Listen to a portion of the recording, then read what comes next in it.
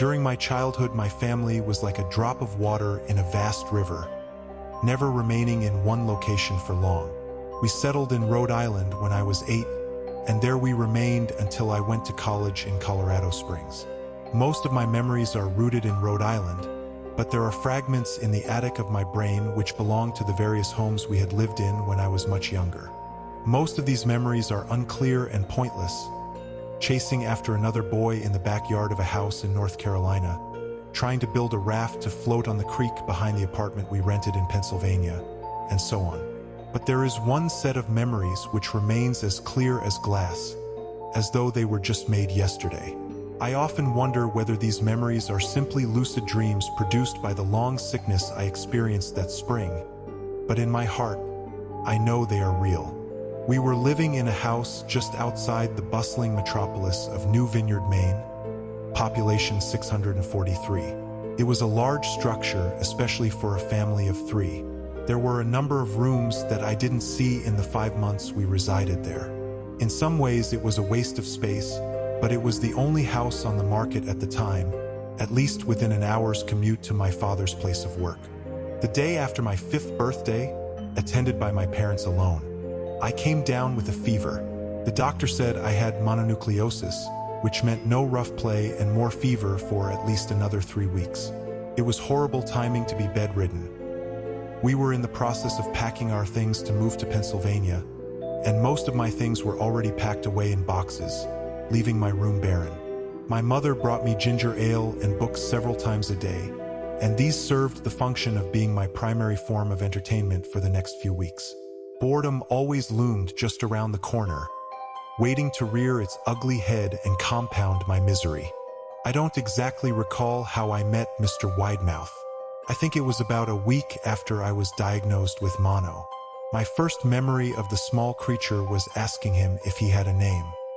He told me to call him Mr. Widemouth because his mouth was large. In fact, everything about him was large in comparison to his body. His head, his eyes, his crooked ears, but his mouth was by far the largest. "You look kind of like a Furby," I said as he flipped through one of my books. Mr. Widemouth stopped and gave me a puzzled look. "Furby? What's a Furby?" he asked. I shrugged. "You know, the toy, the little robot with the big ears.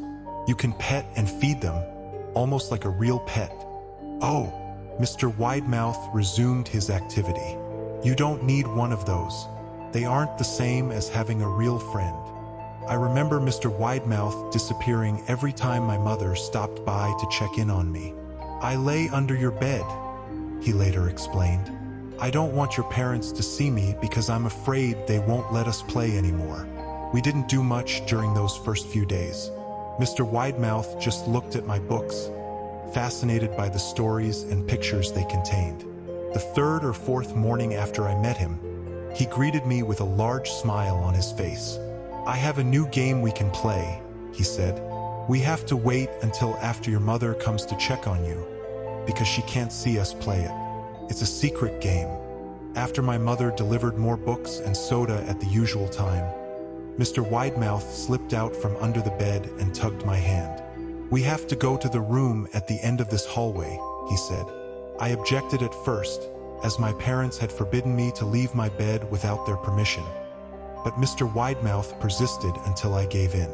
The room in question had no furniture or wallpaper.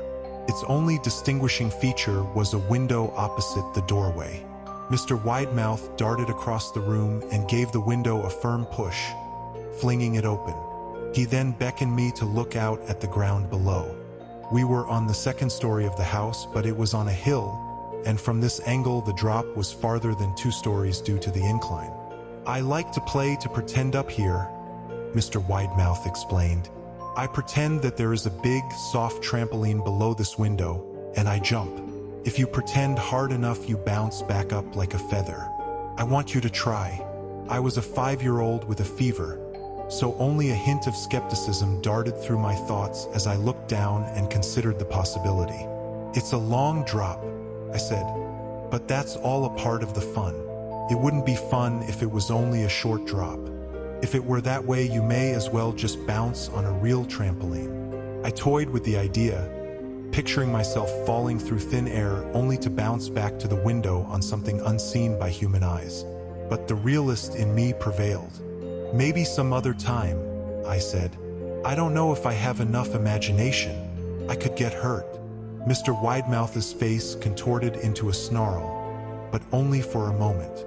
Anger gave way to disappointment. If you say so, he said. He spent the rest of the day under my bed, quiet as a mouse. The following morning, Mr. Widemouth arrived holding a small box. I want to teach you how to juggle, he said. Here are some things you can use to practice before I start giving you lessons. I looked in the box. It was full of knives.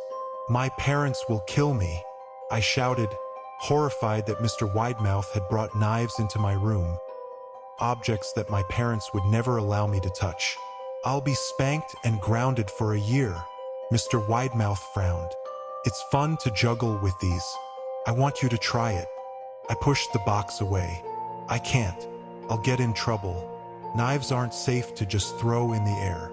Mr. Widemouth's frown deepened into a scowl. He took the box of knives and slid under my bed, remaining there the rest of the day. I began to wonder how often he was under me. I started having trouble sleeping after that.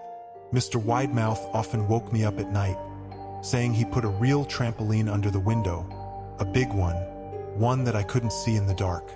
I always declined and tried to go back to sleep, but Mr. Widemouth persisted. Sometimes he stayed by my side until early in the morning, encouraging me to jump. He wasn't so fun to play with anymore. My mother came to me one morning and told me I had her permission to walk around outside. She thought the fresh air would be good for me, especially after being confined to my room for so long. Ecstatic, I put on my sneakers and trotted out to the back porch, yearning for the feeling of sun on my face. Mr. Widemouth was waiting for me. I have something I want you to see, he said. I must have given him a weird look, because he then said, It's safe, I promise. I followed him to the beginning of a deer trail which ran through the woods behind the house. This is an important path, he explained. I've had a lot of friends about your age. When they were ready, I took them down this path to a special place. You aren't ready yet, but one day, I hope to take you there. I returned to the house, wondering what kind of place lay beyond that trail. 2 weeks after I met Mr. Widemouth, the last load of our things had been packed into a moving truck. I would be in the cab of that truck, sitting next to my father for the long drive to Pennsylvania. I considered telling Mr. Widemouth that I would be leaving, but even at 5 years old, I was beginning to suspect that perhaps the creature's intentions were not to my benefit, despite what he said otherwise. For this reason, I decided to keep my departure a secret. My father and I were in the truck at 4 a.m. He was hoping to make it to Pennsylvania by lunchtime tomorrow with the help of an endless supply of coffee and a 6-pack of energy drinks. He seemed more like a man who was about to run a marathon rather than one who was about to spend 2 days sitting still. Early enough for you? He asked. I nodded and placed my head against the window, hoping for some sleep before the sun came up. I felt my father's hand on my shoulder. This is the last move, son. Promise. I know it's hard for you, as sick as you've been. Once Daddy gets promoted, we can settle down and you can make friends. I opened my eyes as we backed out of the driveway. I saw Mr. Widemouth's silhouette in my bedroom window. He stood motionless until the truck was about to turn onto the main road. He gave a pitiful little wave goodbye, steak knife in hand. I didn't wave back. Years later, I returned to New Vineyard. The piece of land our house stood upon was empty except for the foundation, as the house burned down a few years after my family left. Out of curiosity, I followed the deer trail that Mr. Widemouth had shown me. Part of me expected him to jump out from behind a tree and scare the living bejesus out of me, but I felt that Mr. Widemouth was gone, somehow tied to the house that no longer existed. The trail ended at the New Vineyard Memorial Cemetery, and I noticed that many of the tombstones belonged to children. Thank you for watching. I hope you liked the video, and if you did, please make sure to give it a thumbs up and subscribe to the channel. Also hit that bell icon if you want to get notified as soon as we upload a new video.